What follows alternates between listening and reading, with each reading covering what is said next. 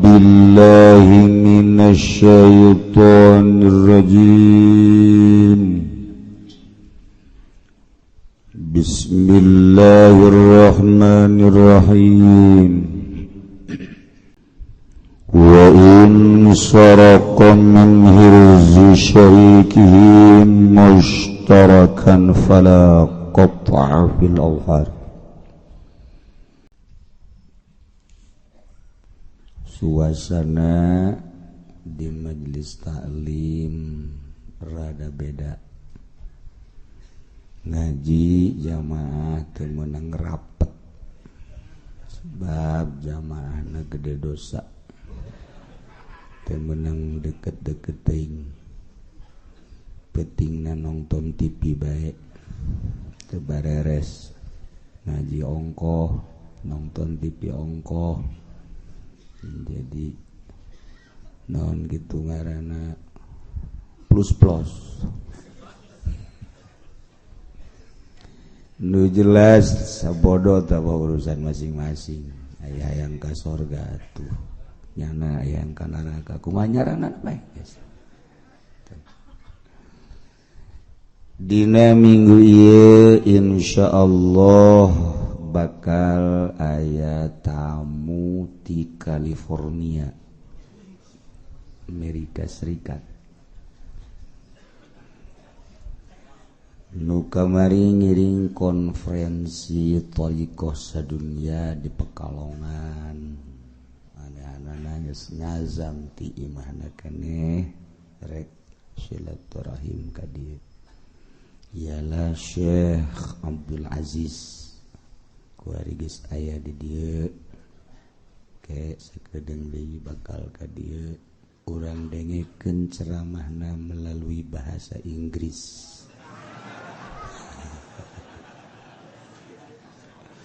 Ya masing-masing mah nyana-nyana urang-urang teu kuat. Kula je milu ke Pekalongan lantaran kaondang milu ke Pekalongan kan kula mah datang hees juga panggil jeung Habib Lutfi balik geus beres sakitu. Tah insyaallah sakedeung deui bakal aya urang ahli thariqah Naqsyabandiyah di Amerika bae norekat di Cikupa ka Citra tukang tonggong. In saraqa min hirzi syarikihi Zaid boga babaturan ngaran Umar. Kemudian Ki Zaid jeung Ki Umar teh barang beli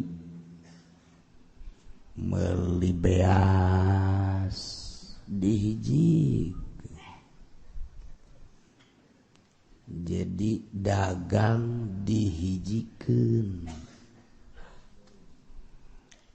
modal dihijikeun, dibelikeun ka beas. Jadi Zaid jeung Umar ieu dagang bersama. Barang teh panuduaan eta beas teh. Lamun beas teh mah. Kemudian berjalan seminggu, 2 minggu, sebulan, 2 bulan, hiji mangsa Ki Zaid maling beas eta. Ki Zaid maling beas eta. Beas anu rejengan dipaling kunyana. Wajib dipotong apa henteu taleungeuna. Di negara teh kuduna mah ngaji kitab ieu hakim-hakim jaksa kabeh. abeh naon abehnya nage kepotong ulah batur bae dihukuman padahal panjana ge sebenarnya gantungkeun diurag Masya Allah diurag bae pamarentah teu haju jara di pamalingan jadi geng na'udzubillah min sebagian anu teu teu ngan sebagian besar tapi insyaallah haju nu ngeri nama teu asa maling korupsi teh teu asa korupsi ieu anu bahaya nama kusebab geus membudaya silakan insyaallah mantap ge aduh eueuh pamarentah urang butuh aya pamarentah koski kaayaan komok wae bade negara urang mah perekonomian teh lumpuh dipaksa-paksakeun nggih keur lumpuh ulah kaget lamun kuari pabrik aroleng usaha kelas menengah ke atas mah oleng kelas menengah ke atas bas goyang kumaha cenah kieu kelas leutik geus teu kudu dicaritakeun batur maju ge nya mah jasa kitu bae ieu ulah dihitung-hitung teu acak-acak mentak karasalah ku urang dagang ieu dagang itu pagar ada rese lamun urang nyaritakeun dunia mah kitu bae tapi lamun ieu teh keur diputerkeun ku Gusti Allah kamari subur zaman Pak Harto setik transisi reformasi tersendat-sendat subur deui zaman Gus Dur set kabelah dieu zaman SB rada deureus kuari parah nah, pabrik-pabrik kula dijual kula geus geussan ning boga pabrik iraha mangke boga pabrik sosotan pabrik sosotan dieu acak-acakan negara urang teh kuari teh negara julukan 3 negara asing aseng-asong asing diondang ka urang untuk bercokol usaha diondang Amerika Jepang kabeh alhamdulillah subur di zaman kuari aseng diincek si aseng dararatan tadi wah dibayah mambalaya sing di berbagai-bagai daerah si aseng malulu si aseng si angseng si cekun si teguan kabeh araratang kadi urangna nagara asong jadi ngangsong-ngangsong ka asing jeung ka aseng iyalah negara asing aseng-asong ieu ku ari urang jadi angsong-angsong lamun nyeun pabrik di negeri urang perusahaan di negeri urang karyawanna dikirim TRRC atuh mana teuing bodona di negara urang ge mahasiswa bae ge nu can kabagian pagawean ambalaya komo lain mahasiswa mah ambalaya macul teu bisa jeung eueuh taneuna dik usaha di drop ku jada TRRC ka dieu jadi kula nu bodoh bae kula modal nu bodoh kula cenah eta presiden teh rakyat tapi horeng meres rakyat ja atuh kudu nyen pabrik malos karyawan mah urang gaji ieu mah teh urang ngeuleukeun tah engke mah ieu kabeh kisah lamun kajadian di urang ke pabrik-pabrik karyawan mulai eueuh karyawan tetap dibuat betah barali ke Jawa Tengah, Jawa Timur, ke Sumatera diganti ku RRC blek batak gerang asa golok dak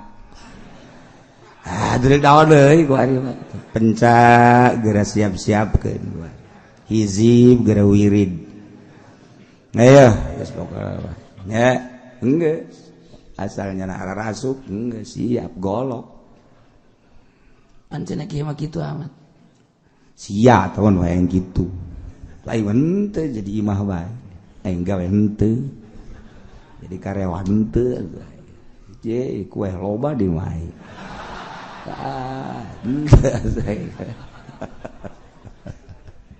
eta mah jelema anu menggantungkan diri dah hirup di dinya tapi memang gitu atuh di negara di seluruh negara kayak gitu. Jadi terjadilah kekacauan. Salah satu resapel nu ayeuna teh ya untuk meningkatkan perekonomian diperkirakan bakal akur.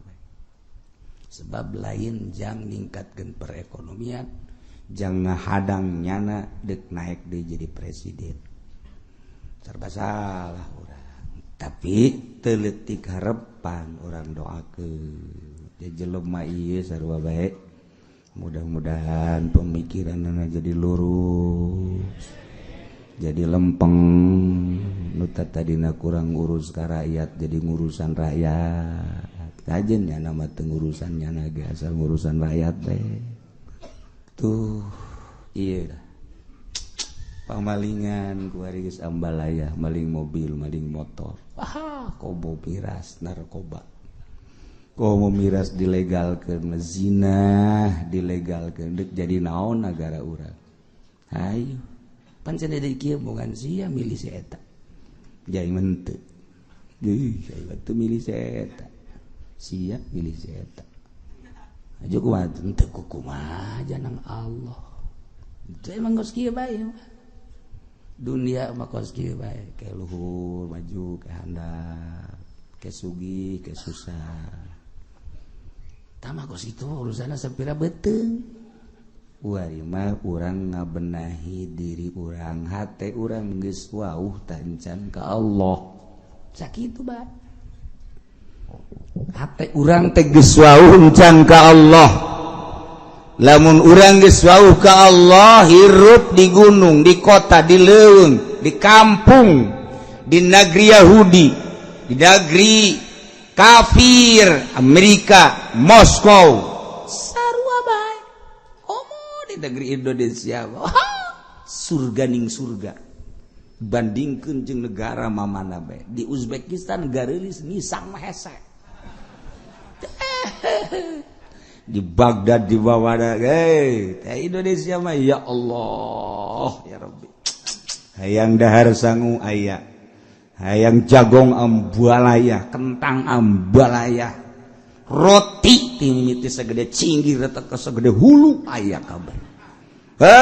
Di urang mah ambalaya, roti di Amerika, di Soviet loba, di Eropa loba, tapi bala-bala mah. Comro balaya di ditu. Di urang mah comro segala bala-bala, eleh cenah urang.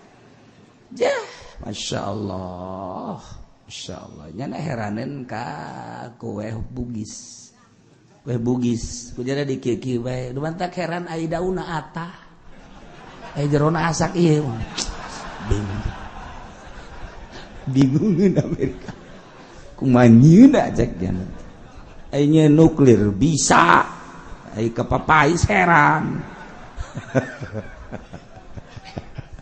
Masya Allah negara orang hampir dibom kamari ku Amerika hampir lain lalagaan hampir jasa ngan dibom teh kan di deuleuan heula kunyana daerah mana heula ieu kamari nu ka deuleu Cikupa geus dilempang-lempangkeun bom ka dinya geus dikeut aya urang Tasik naik sapeda mamawa boronjong kurupuk pada teh kaleng eta diteker kieu cenah goyana masyaallah cek jana wah ieu mah ulah dibom Indonesia mah di Bojong di Cikupa loba nu mawa kaleng kerupuk gede pajar bom caknya lo bom urang mah leutik itu mah gua deh aju rakyat nage rakyat maka siapa ya dah wagah jasa kumaha mun ngajegur ti heula caknya teu jadi aya bagusan tukang kerupuk eta ngagagalkeun bom Amerika ngan nipu oge nya sebenarnya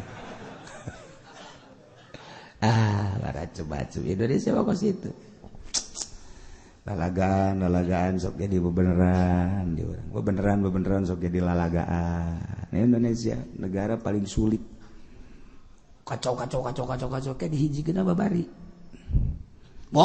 Islam kadieu kaditu kadek dalam dihijikeun babari matak bingungan ge Yahudi udah dikira Muhammadiyah streng jeung NU HTI Khuruj dan lain-lain sebagainya giliran mah huru hara set nah hiji atalah istimewa Indonesia entah kurawa kuari hirup di Indonesia tinggal bersyukur alhamdulillahirabbil geus dunia mah asal kapanggih dahar nginum beres nu penting ieu hate urang geus wau tancan ka Allah eta nu hese wau kedeula ka Allah negara masalah jam dipusingan kayak kurang jaya menganu urusan urusan negara pusing tuh pusing orang mikiran teman urusan bener jeung teu bener kumaha urusan tapi orang iya urusan diri orang Masya Allah asal di PHK stres asal lapar saeutik stres kurang tapi lamun manteng maka Allah henteu dibabaca ku urang wa bil qadari khairihi wa syarrihi minallahi ta'ala nu mantak diterapkeun unggal bada salat abeh urang teh merenah menang nikmat masyaallah anggap khair cak nu bodo menang cocoba syar cak nu bodo mah menang nikmat teh menang nikmat eta teh bagus menang cocoba teh eta teh jore cak nu bodo aya cak nu pinter mah lain Ki Fudel bin Iyad ditanya pang bagus-bagus teh jelema ku basi Ki Fudel Kiai pang bagus teh jelema mah di mana-mana menang nikmat dunia ceurik di mana-mana dibere panyakit seuri ya sakiloban mah aya malah aya teh caknya ngabalikeun kiai na ge henteu ulah ngomong kitu sia ka aing. Siapa sok juga aing gitu. Sinis bae. Lamun dagang untung, urang silaturahmi menang dunia, urang kitu tani bebeunangan hasilna gede, eta teh ceurik wali mah. Tapi lamun dagang rugi, panyakitan awakna seuri alhamdulillah. Ya Rabbil alamin. Pancen kitu amat kiai, endek kitu bae teh mah. Wali mah kosi. Jelema badul arifin lempang lewat ka hiji gunung. Di handapeun gunung bangun aya nu nyalang kedong, di deuleu kunyana ayu heg aya hiji aki-aki. Barang ditingali eta aki-aki ke matana buta. Barang ditingali leungeunna eueuhan, barang ditingali sukuna eueuhan. Nya buta eueuh leungeunna, eueuh sukuan borok saawak-awak. Borok saawak-awak. Tapi nya seuri alhamdulillahilladzi afani, alhamdulillahilladzi afani wa ardani, alhamdulillahilladzi afani. Artina alhamdulillah teh sadaya puji tentu ka Allah anu geus nyageurkeun ka kaula. Cih. Cak badul arif nyageurkeun. Cager di mana ieu jelema? Mata buta, leungeun eueuh, suku eueuh, borok pan cager. Heran aing mah. Cak badul eta ge badul arifin, wali ge heraneun ka eta. Alhamdulillahilladzi afani, alhamdulillahilladzi afani Gusti sadaya puji tentu ka Allah nu geus nyageurkeun ka. Ditanya ku dia, heran ieu. Sakieu parahna masih kene seuseurean. Senyum-senyum bari doana eta alhamdulillahilladzi afan. Assalamualaikum. Waalaikumsalam. kula ngadenge wiridanana alhamdulillahillazi afani bari senyum-senyum deuk nanya bae mah Maha suci Allah sadaya puji tangtu ka Allah. Allah teh nu geus nyageurkeun ieu teh cager di mana mata buta leugeun eueuh suku eueuh borok pan nyageurkeun mana cageurna jara geus deuri kene ka dieu sia bloon sebloon ka dieu dieu ya aing teh deuleu ka sia tapi sebloon amat nyana di bloon-bloon padahal kieu gede kajian geus lain wah di bloon-bloon bae lah deh nah tah maneh teh nyaho letah kaula cager nah tah maneh teh nyaho qalbu kaula cager dengan letah cager selalu bisa zikir ka Gusti Allah Allah Allah Allah dengan qalbun cager ulah bisa wauh jeung Allah sehingga bisa kadeuleu eueuh mata maneh kadeuleu eueuh mata lauhil mahfuz ku kula kadeuleu masyaallah cek eta wali aing murigak buluy mah kos kieu tuh batur mah kos kitu ge masih alhamdulillah urang mah kakaraknya diturunkeun gaji geus mungsang mangsi sungsang mangsi tak ukur tak kadinya tah ya Allah ya Rabb tah ukuran wauh henteu diri urang ka Allah ukur ketika menghadapi nikmat ketika menghadapi cocoba ukur aing datang ka mana kekuatanna ya Allah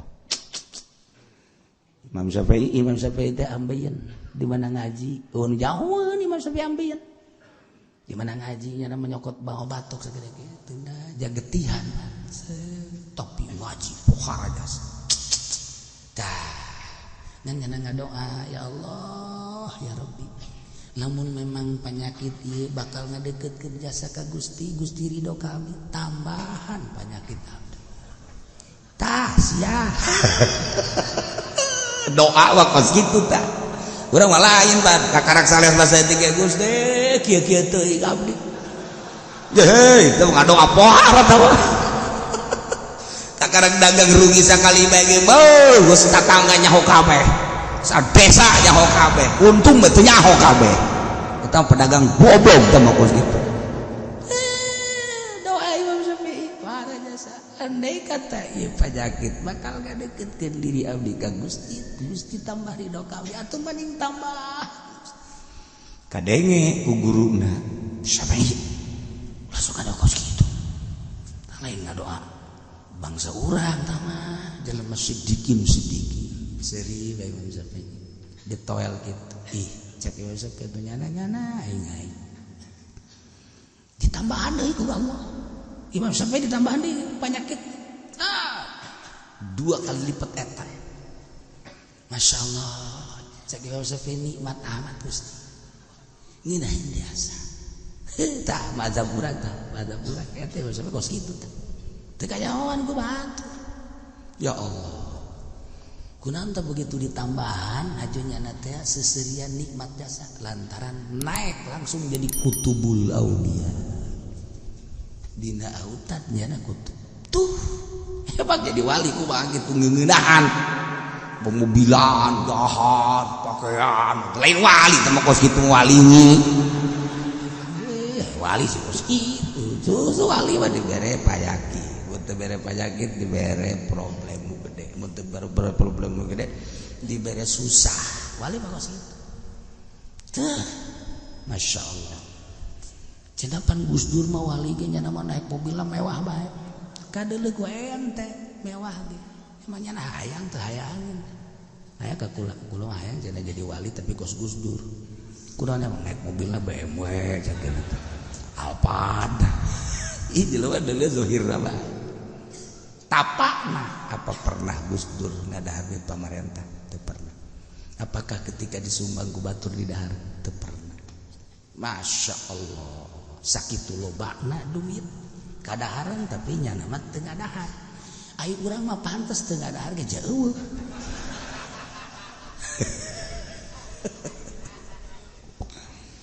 Zain babarengan usaha jeung Ki Umar caritana usaha beas misalna pakaian beas korma dan lain-lain sebagainya Kemudian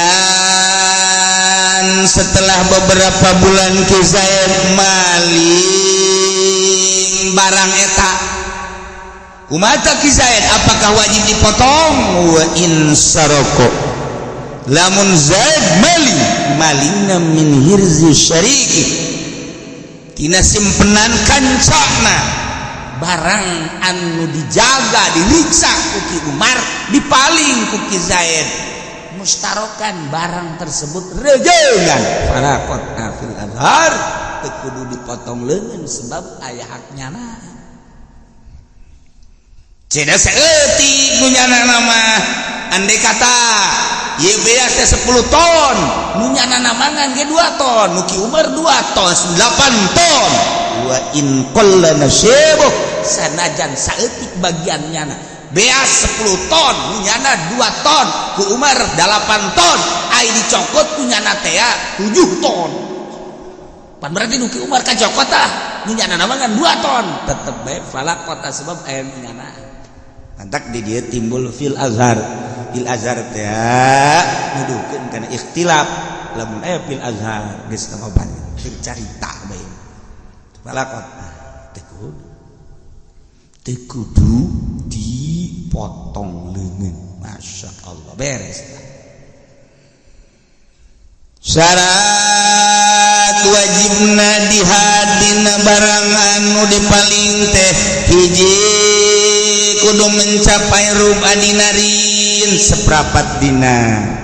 Nomor kedua, barang nu dipaling natemilkan ligeri milik batur. Geus lamun maling kurang tina 4 dinar, sadinar adalah 4 gram, andai kata seprapat dinar, ruba dinarin seprapat dinar, sadinarna 4 gram, ieu can aya seprapat dinar, berarti can wajib dipotong. Lamun sadinar teh 4 gram, sagramna sedangkan seprapat gram 4 bagi 4 seberapa? 4 bagi 4 seberapa? Atuh kabehan ge nyaho kos kitu mah dasar TK endog teh mah kos kitu. Nyaho mah kabeh ge giliran nu babari nu gede tuh, giliran nu hese beta ieu mah anak buah parah jasa ieu. Berarti sagram, ayo sagram teh aku hari hargana sabaraha duit? Hah? 500.000. 500.000 tah maling 400.000 can wajib dipotong. Can wajib. Lamun 600.000 atau 500.000 potong. Oh. Nomor kedua, barang namilkan ligoirihi milik batur. Berarti atuh lamun maling sorangan teu kudu dipotong, masa maling sorangan. Teu kudu. Urang boga TV urang ditenden di Maki Umar. Kebal TV teh bangun ku manehanana teh di aku. Paling kurang lain maling teh mah nyokot urang. Teu kudu dipotong. Nomor katilu as-salifu adamu syubhatihi fi. Nomor katilu ulah nu syubhat barang nu dipalingna. Ulah anu bangsa syubhat. Syubhat teh aya kekeliruan, ulah ngan syubhat kabagi-bagi dina fikih teh. Ya syubhat fil mahal aya syubhat, fil fa'il aya syubhat atau milik, aya syubhatul milki, aya syubhatul fa'il, aya syubhatul mahal. Tah nu mana bae nu ngaran syubhat teu meunang non itu ngaran ulah barang syubhat. Contoh Alaqata bisariqati mali aslin wa farin wa sayyidin Zaid anak Ki Umar. Kemudian Ki Umar boga supermarket gede, tokona loba deui. bahkan boga showroom. Weh, harta mah Ki Umar. Ki Zaid anakna maling motor. Maling di bapana. Kapan nih? Teu meunang dipotong. Sebab eta mah hubungan bapak jeung anak, hartana subhat. Lamun paeh bapak tepan anak teh kan teteh boga waris. Itu kene lamun anakna sugih kemudian bapana maling tinu anakna teu meunang dipotong sebab barang subhat. Hartina subhat teh masih keliru mahal subhatul mahal. Sebab naon? Lamun anak paeh bapak meunang warisan. Jeung kuari mun anak hayang barang bapak paling.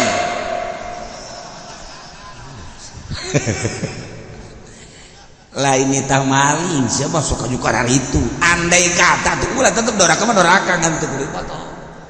Bapak maling boga anak doraka, anak maling boga bapak doraka. Ngan urusan syariat teu dipotong. Lain kudu bebas-bebasan lain. Sia mah bebas-bebasan deui. Cokotan bae geus boga anak cokotan atau anak boga kolot cokotan deui. Begitu anehna dinasehatan. Hei, kunaon sia malingan nu bapak bae? Heuh, aing kamari ngaji ge bebas. Tungtung nama ka aing bae dilaknat sia.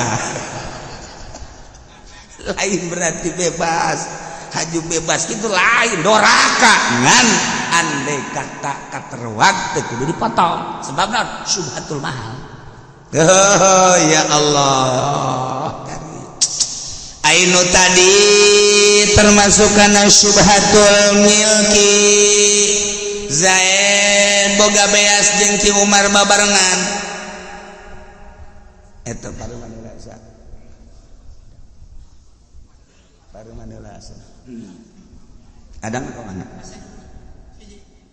Paruman heula.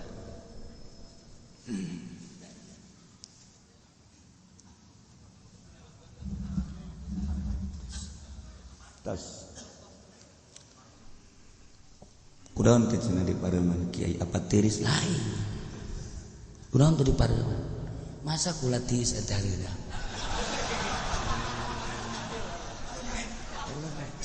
Masih jalan deui.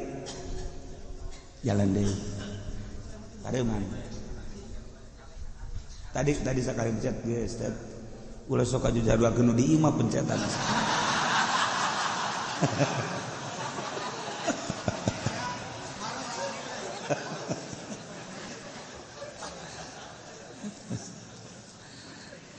Cenah kieu mah lain kitu meureun ya pokona kumaha aing bae eta mah. Teh Zaid jeung Ki Umar boga harta babarengan beas misalna kemudian dipaling ku Ki Zaid teu meunang dipotong. Doraka mah doraka tetep ngan teu meunang dipotong sebab subhatul milki. Tuh kan aya aturan-aturanna subhatul milki. Ari tadi mah subhatul mahal. Aya deui disebutna subhatul fa'il. Zaid boga motor kemudian motor teh dipake ku Ki Umar babaturanana. Terus teh dipokok di naon kitu dipake injem misalna atawa memang atuh sapake eta tadina. Asa babaturan teh kulantaran geus mukhalif jasa nu aing asa nu nyana asa nu aing nu nyana asa nu aing lain nu nyana dibalik sia ngomong rokok sia rokok aing lain nu sia tampiling habak babaturan lain gitu rokok sia rokok aing rokok sia geus pokona bareng baju sia baju aing baju sia ieu lain baju sia baju aing tapi nu aing lain sia interkodek. Nah iya mah iya motor dipake bae ku Ki Umar. Ku urang teh kitu naon ngaranna dicokot ke heula. Hampir bangun deuk dipimilik. Dihitung-hitung geus aya 4 bulan hampir dipimilik. Ya Allah, dicokot lengahna ku urang teh. Motor dikuncian ku Ki Umar diasupkeun ku jana ka jero imah. Intip ku urang padahal urang begitu Ki Umar tengah penting cokel ku urang imahna kemudian langsung cokot motorna kan maling ge rupana doang ja aslina manunyana teu kudu dipotong laporkeun ku Ki Umar begitu dilaporkeun aya pamalingan teu meunang dipotong sebab barang nunyana syubhatul fa'il ngaranna ya Allah nyokot ngan kos maling nah iyalah nomor katilu ada musyubhati geus anak maling nu bapak teu dipotong subhatul hal bapak nyokot anak teu dipotong kitu kene sayyid ngan eueuh sayyid bari urang wal azhar qatwahani zawjaini bil akhar Zaid boga pamajikan ngaran Umar Zaid boga pamajikan ngaran Hindun ketika Ki Zaid geus kawin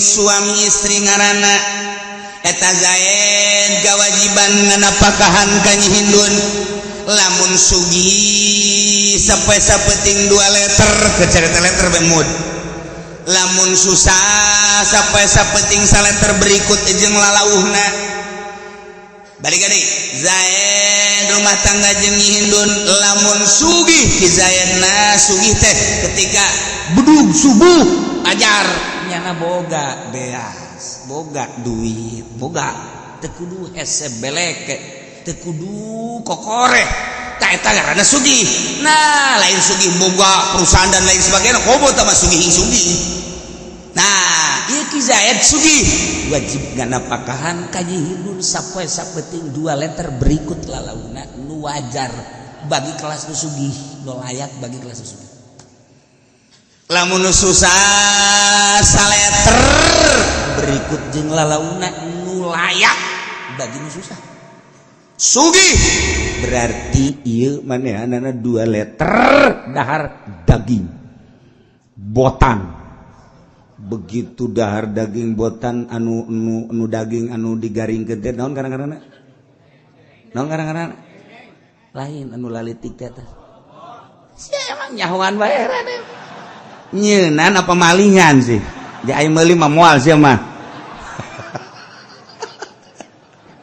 deng-deng eta mah abon sugih ta kelasna mun lamun dahar daging lauk laut kakap merah beuh pohara jas nah eta bikeun lamun susah 1 liter mucung kemudian jeung lalauhna nu layak teri tempe terina ge geus teu diasin teh anu garing sorangan lamun kurang di daharnya lihat rasaan eta aya eta di kronjo akeh ge urang ge wede akeh di kronjo mah ora di asin ora iku mah wis aking dirina bae ge wede di kronjo tah terinu kos kararitu tah aya tembang nu lah tembang lagi sapeuk teh hapeuk pepetek we kelas pepetek gede pepetek nu laletik teh tah pepetek nu gede mah kurang bisa itu dan ditarang haum boso itu mah kelas sama kos itu mah high class sama tuh mah pepetek aduh geus bentuk tah eta kelas rendahan sama kos itu tempe kos gitu nah usam kelas rendahan pan eta lamun nu pertengahan 1,5 liter urang teh wajib nganapakan pamajikan sampai sapeting 1,5 liter kelas menengah gitu lu eta teh lain hajuk urang diantep kudu diserah ke isuk-isuk urang boga 1 liter duitna ya alaikum neng ieu akang nganapakahan neng dina dinten ieu beasna tah ieu artosna atawa ieu tempena beres geus ditarima tah kan ku Nyi Hindun alhamdulillah Kang poe ieu atuh aya abdi dina pakahan geus ya eta teh kan milik Hindun Ki Zaid apakah meunang dahar dirinya teu meunang teu meunang kalau Nyi Hindun je teu meunang lamun endek kudu nyana teh pamit heula neng ulah akang ngilu dah milu dindek tuh kan lamun teu bebejak itu doraka di akhirat ditagih je pikir pada tangga kos gitu Masya Allah mada santri santri masak teh opatan tah ciring sacangkir geus asak teh kan dina kana nampankeun eta teu meunang dahar bareng teu meunang lamun deuk dahar bareng kitu tah eta teh kudu ditimbang atau digarit bagi opat ratakeun garit set jadi opat bagian tuh kan nah dahar di mana tan sia di dia opatan naon sebabna sebab aya nu kuru huakna gede kacokot kadu batur atuh kudu rido birido mun rido birido iba keur carita piki emang kudu gitu tapi di pesantren batur rido birido boro-boro eta pugu baturna masak can kaburu kadari teu di luhur diintip aya ken dahar bae santri bakos kitu lain pamalingan eta piki ayeuna teh bakos kitu hajuna mah sia maraling be santri nah ieu eta teh pan miliknya Hindun tah lamun dipaling Zain mere beasa karung sebulanan dah lah misalnya hitung 2 liter sapoe berarti sebulan sabaraha sebulan sabaraha ye 2 liter sapoe sabulan teh kudu sabaraha liter bodoh sih 30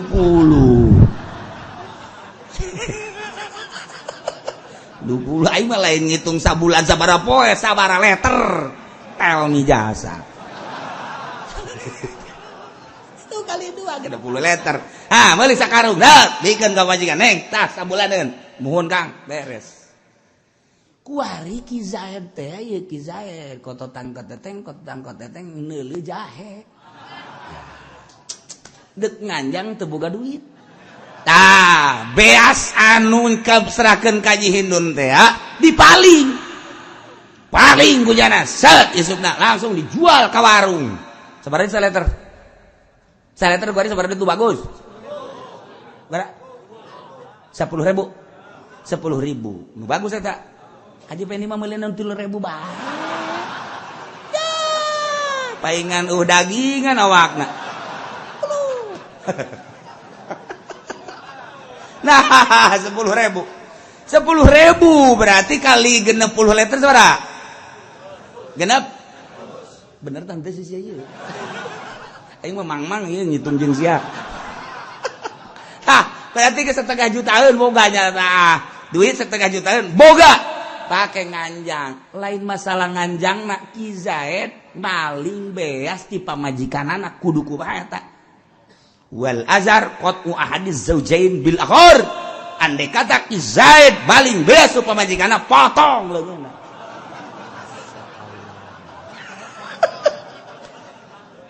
lain lalaga Ji, teman hubungan turunan jeung pamajikan mah teu aya. Da turunan mah anak jeung bapak, turunan. Nah, bapak kolot eta ngaranna aya nasab. Aya jeung pamajikan mah kan anak batur, mantak kudu diurus ge eta teh anak batur. Mantak lamun teu diurus doraka, boro-boro eta maling nu pamajikan potong leungeunna. Potong. Nah, kuari mah lamun aya lalaki nyandung biasana sok maling emas anu kolot nya. Nah, kuari mah lamun datang ka imah ragaji.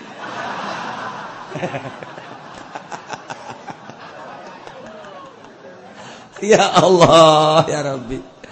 Tapi nu motongna pamarentah, lain hajuku ke pamajikanna. Beusi aing mah yeuh Kang ngaji, salah bae aing. Salah kena keur hees dae. Aing geus nyaho ti Ki Uci cek kena ieu.